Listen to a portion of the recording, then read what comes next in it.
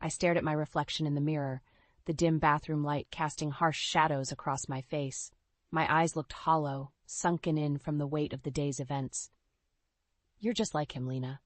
Krista's words echoed in my mind, each syllable a venomous barb piercing my skin. "Your father's irresponsibility runs in your veins." I gripped the edges of the sink, my knuckles turning white. How could she say that to me? After all the sacrifices I'd made, the endless hours of studying and working to build a life for myself, she still saw me as a failure. Just like Paul. Paul. The mere thought of my biological father made my chest tighten. He was the reason for Krista's resentment, the catalyst that set our family on this tumultuous path. Their divorce had left deep scars, scars that never seemed to heal, no matter how much time passed. I took a deep breath, trying to steady my racing thoughts. It was no use dwelling on the past. I had to focus on the present, on the life I'd built for myself despite the odds. As I emerged from the bathroom, Victor's imposing figure greeted me in the hallway. His eyes were cold, emotionless, as they always were when he looked at me. "Your mother is waiting for you," he said, his voice flat and devoid of warmth. I nodded silently, steeling myself for another confrontation. Krista sat in the living room, her perfectly manicured nails tapping impatiently on the arm of the chair. "There you are," she said, her tone laced with disdain. "I won't have you embarrassing this family any longer." I opened my mouth to protest, but she held up a hand, cutting me off. "You're moving in with Paul, effective immediately." The words hit me like a physical blow, knocking the wind out of my lungs. Moving out? At 15 years old, I was being cast aside like an unwanted burden. Krista's eyes narrowed, daring me to challenge her decision. "It's for the best," she said, her voice leaving no room for argument. "Rachel deserves a stable home environment, free from your influence." I wanted to scream, to rage against the injustice of it all. But deep down, I knew it was pointless. Krista had made up her mind, and nothing I said would change that.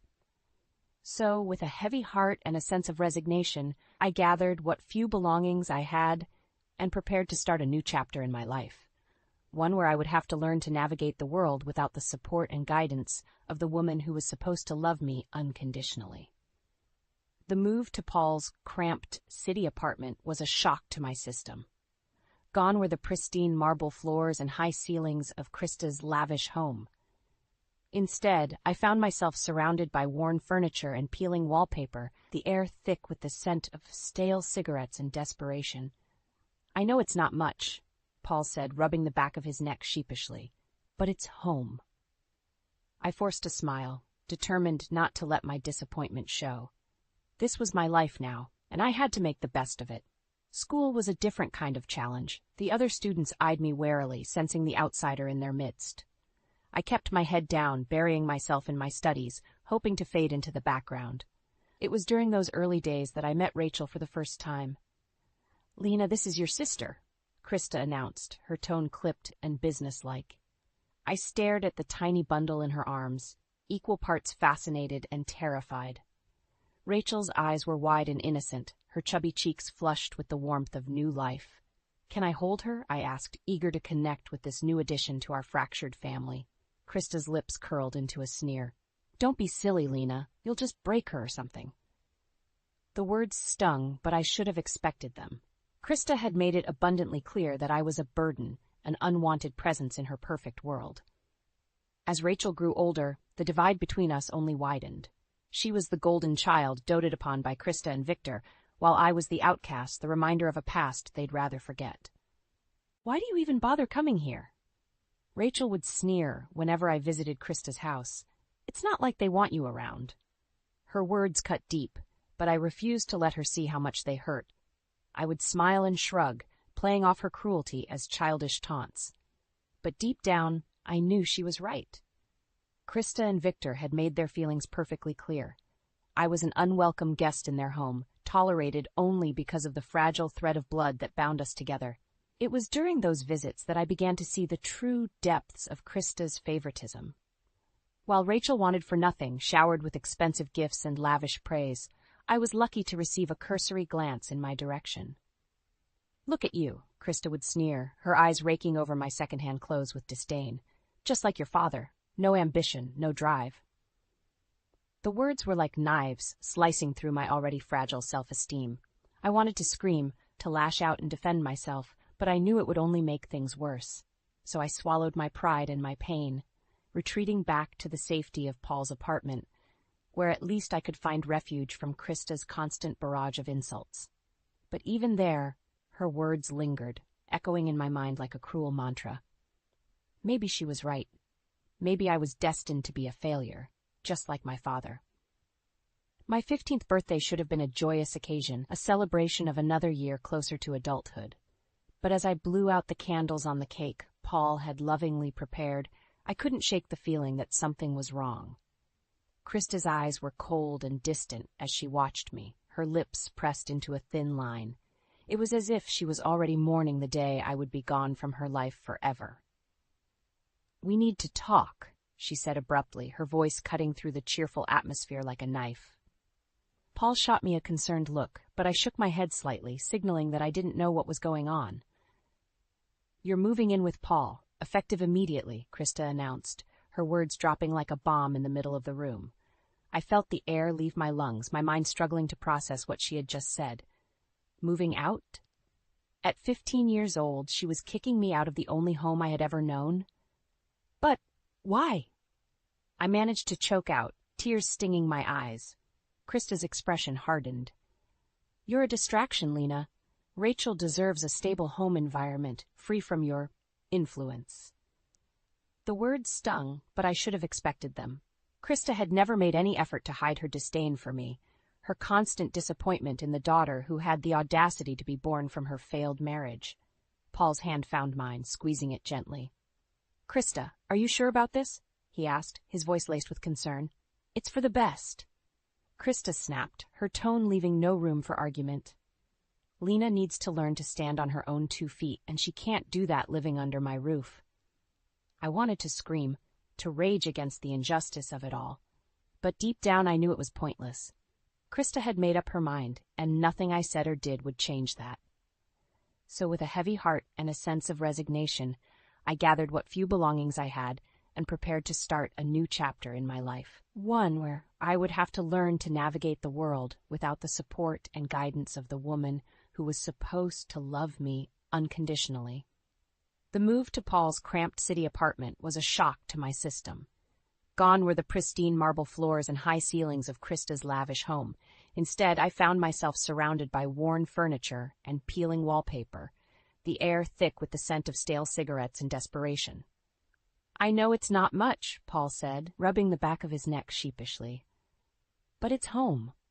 I forced a smile, determined not to let my disappointment show. This was my life now, and I had to make the best of it. But as I lay in my tiny bedroom that night, staring at the water-stained ceiling, I couldn't help but feel a sense of loss.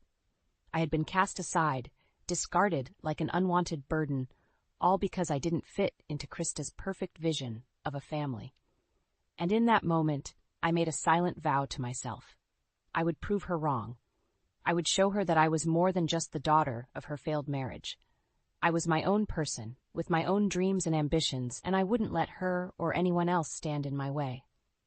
The transition to my new life was rough. I switched schools, trading the pristine halls of my old private academy for the gritty reality of the inner-city public system. The other students eyed me warily, sensing the outsider in their midst.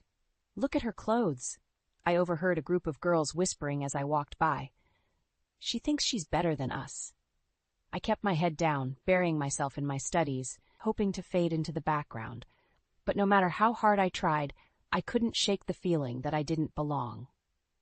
"I don't belong here," I muttered to Paul one evening as we sat down to a meager dinner of canned soup and stale bread. He reached across the table, covering my hand with his calloused palm. "Give it time, Lena," he said, his voice gentle. "Focus on your strengths. Define your own place." His words resonated with me, and I clung to them like a lifeline. If I couldn't fit in, I would make my own way.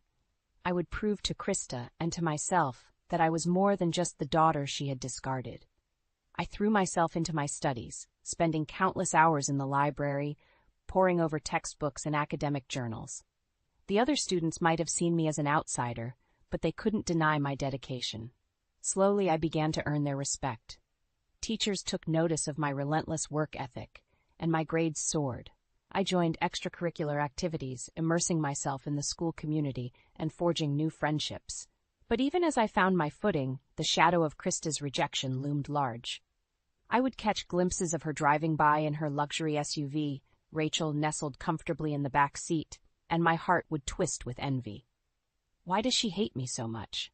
I asked Paul one night, tears streaming down my face. He pulled me into a tight embrace, his hands smoothing my hair.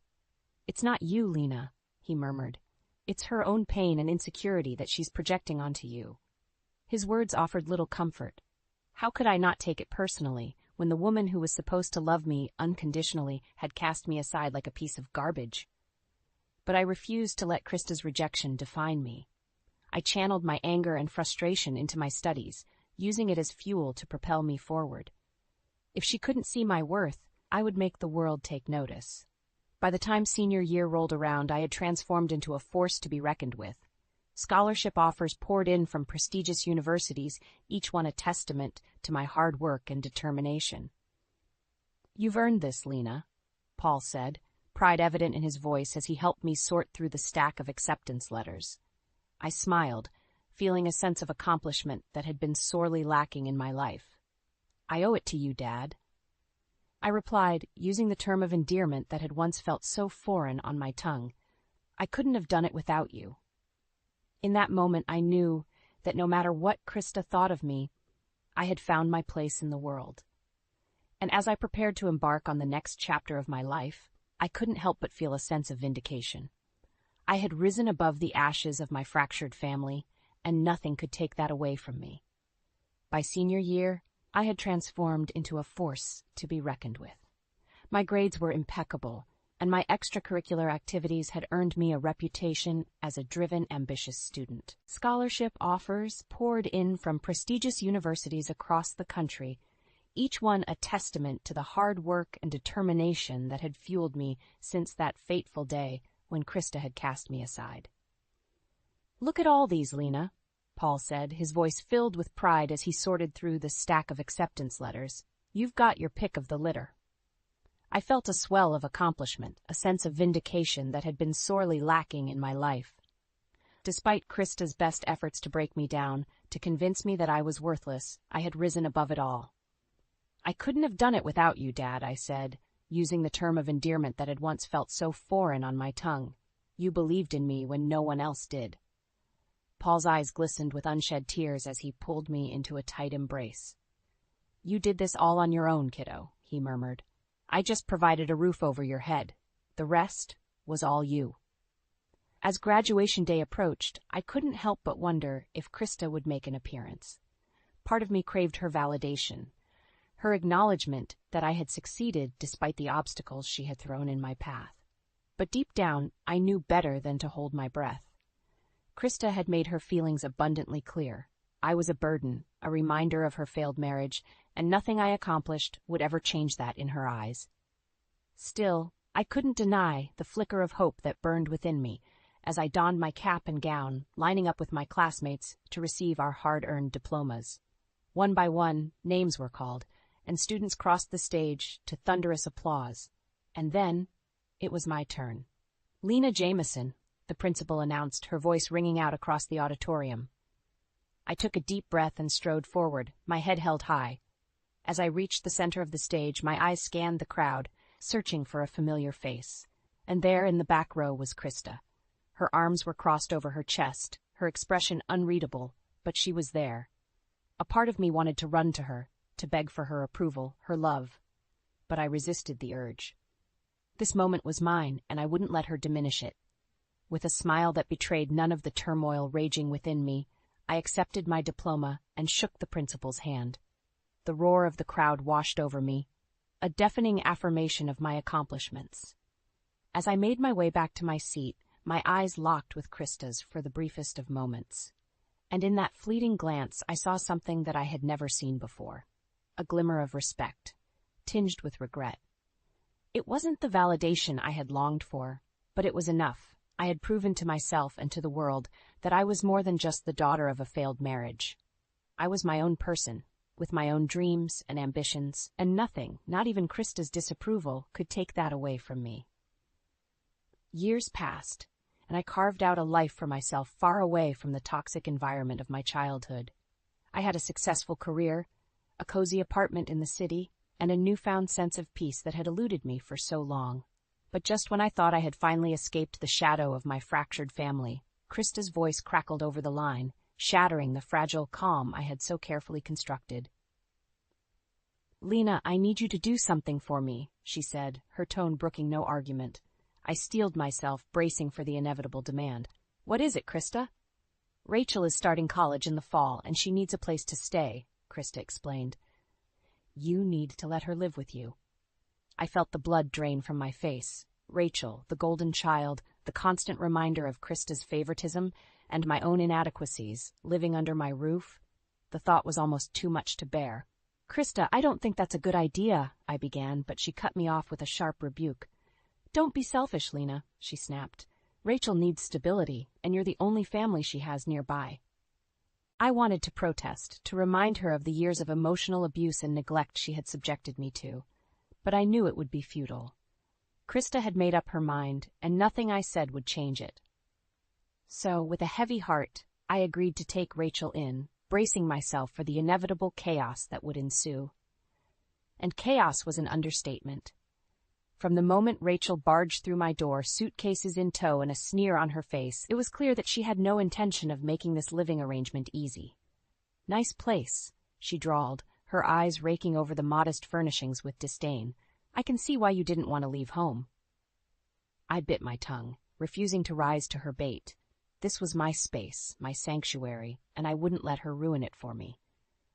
But as the weeks dragged on, Rachel's presence became increasingly disruptive. She would leave her belongings strewn about, blasting music at all hours, and bringing a revolving door of questionable friends into my once peaceful home. "Can you please keep it down?" I pleaded one night, my head pounding from the incessant thumping of bass. "I have an important meeting in the morning." Rachel merely rolled her eyes, turning the volume up even higher. "Not my problem," she sneered. I wanted to scream, to grab her by the shoulders and shake some sense into her. But I knew it would be futile. Rachel was cut from the same cloth as Krista, entitled and dismissive of anyone's needs but her own. The final straw came when Rachel's antics began to affect my professional life. I had worked too hard, sacrificed too much, to let her derail everything I had built. "You need to find another place to stay," I told her one evening, my voice trembling with barely contained fury. Rachel merely laughed, a cruel, mocking sound that sent shivers down my spine. "And where exactly am I supposed to go, dear sister?" she taunted. "Mom's not about to take me back, and we both know Dad's place is a dump." Her words hit a nerve, dredging up old wounds and insecurities that I thought I had long since buried. "Get out," I growled, my hands balling into fists at my sides. "I don't care where you go, but you're not welcome here anymore." Rachel's eyes narrowed, and for a moment I thought she might actually listen. But then her lips curled into a sneer, and she unleashed a torrent of insults that cut me to the core. "You're just jealous, Lena," she spat. "Jealous that Mom always loved me more, that I had everything you ever wanted. You'll always be an outsider, no matter how hard you try to fit in." Her words were like knives, slicing through the carefully constructed walls I had built around my heart. But this time I refused to let her see how much they hurt. With a calm I didn't feel, I met her gaze, my voice steady and unwavering. "Get out, Rachel, and don't ever come back." In that moment, as she stormed out of my apartment, slamming the door behind her, I felt a weight lift from my shoulders. I had finally broken free from the toxic cycle of abuse and manipulation that had plagued me for so long. And as I sank onto the couch, surrounded by the sweet silence of my own sanctuary, I couldn't help but feel a sense of victory. I had won, not just against Rachel, but against the demons of my past that had threatened to consume me for so long. The silence that followed Rachel's dramatic exit was deafening. For the first time in months, my apartment felt like my own sanctuary again, free from the chaos and disruption she had brought into my life. But my relief was short-lived. No sooner had I settled onto the couch, relishing the quiet, than my phone began to ring. Krista's name flashed across the screen, and I felt a familiar sense of dread wash over me. "What did you do?" she demanded, her voice shrill and accusatory. I took a deep breath, steeling myself for the onslaught. "Rachel was disrupting my life, Krista. I had no choice but to ask her to leave." "No choice?" Krista scoffed. "You're her sister, Lena. You owe her a place to stay." I bristled at her words, the old feelings of resentment and inadequacy bubbling to the surface. "I don't owe her anything," I shot back.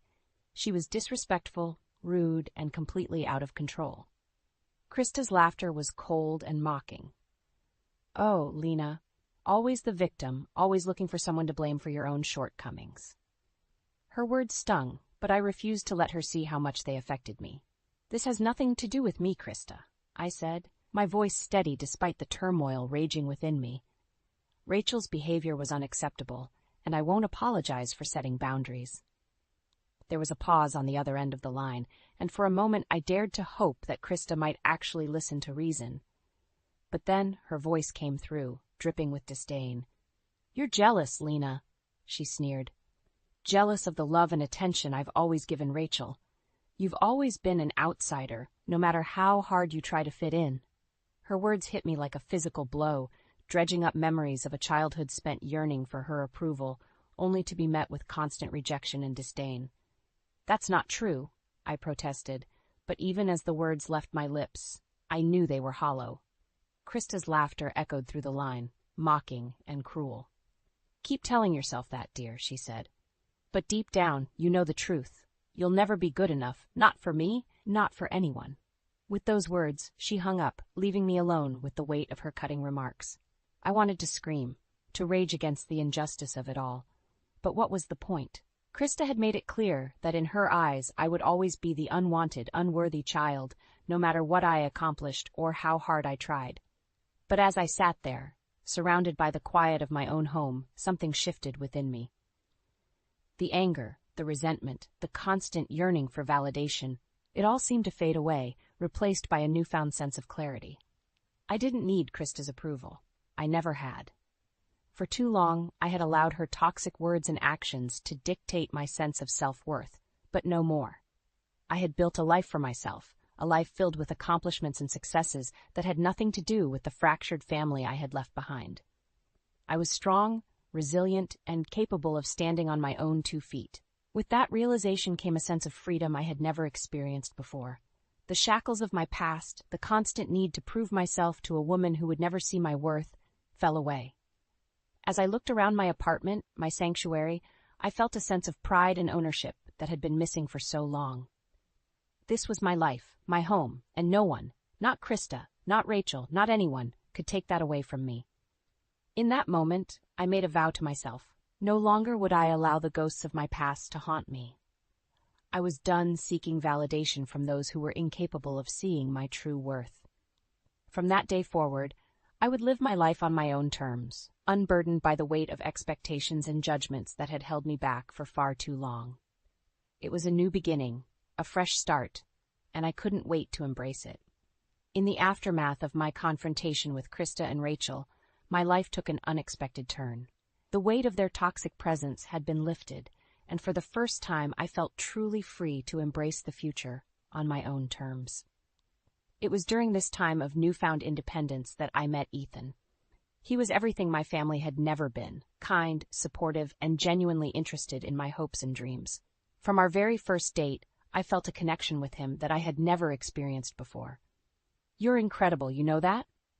he murmured one night as we sat cuddled together on my couch, the flickering light of the television casting a warm glow over his face.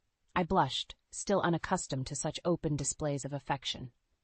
"I'm nothing special," I demurred. Ethan shook his head, his eyes shining with sincerity. "Don't sell yourself short, Lena. You've overcome so much to get where you are today. That takes strength and resilience that most people can't even imagine." His words touched a part of me that had been dormant for far too long. For the first time in my life, I felt truly seen and appreciated for who I was, not just the daughter of a failed marriage or the unwanted burden. As our relationship deepened, Ethan became a constant source of support and encouragement. He celebrated my victories, big and small, and provided a listening ear during the rare moments when the ghosts of my past threatened to resurface. "You don't have to carry that weight anymore, Lena," he would say, pulling me into his embrace. "Your family's issues are theirs, not yours. You've built something incredible for yourself, and you should be proud of that."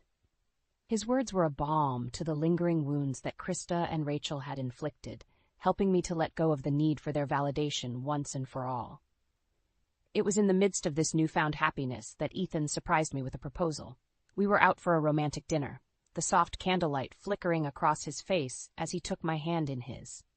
"Lena," he began, his voice trembling with emotion, "you've brought more joy and love into my life than I ever thought possible. You're my best friend, my partner, my everything. Will you do me the honor of becoming my wife?" Tears of joy welled in my eyes as he slipped the ring onto my finger, a simple yet elegant symbol of our commitment to one another. In that moment, all the pain and rejection of my past seemed to fade away, replaced by the overwhelming sense of love and belonging that Ethan had brought into my life. Our wedding was a small, intimate affair, attended only by those who truly mattered. Ethan's family, who had welcomed me with open arms, and Paul, beaming with pride as he walked me down the aisle. As I exchanged vows with the man who had shown me what it truly meant to be loved and cherished, I couldn't help but steal a glance at Paul. His eyes shone with unshed tears, a testament to the long and winding road we had both traveled to reach this moment. In the months that followed, our little family grew even more. One night, as Ethan and I cuddled together on the couch, I broke the news that would change our lives forever. "I'm pregnant," I whispered, my heart pounding with a mixture of excitement and trepidation. Ethan's face lit up with a joy so pure and unbridled that it took my breath away.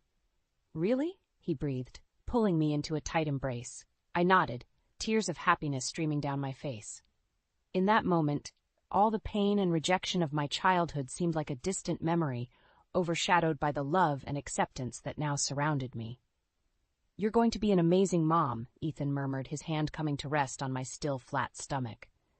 "Our child is going to be so loved, so cherished, in a way that you never got to experience." His words struck a chord deep within me, and I knew in that moment that the cycle of toxicity and dysfunction that had plagued my family for so long had finally been broken. With Ethan by my side and the promise of new life growing within me, I had built the loving, nurturing family that I had always craved. As I looked towards the future, I felt a sense of peace and contentment wash over me. The ghosts of my past no longer held any power over me. I was a wife, a mother-to-be, surrounded by the unconditional love and support that had been so sorely lacking in my childhood. And in that moment, I knew that no matter what challenges lay ahead, I would face them head-on, secure in the knowledge that I was finally home.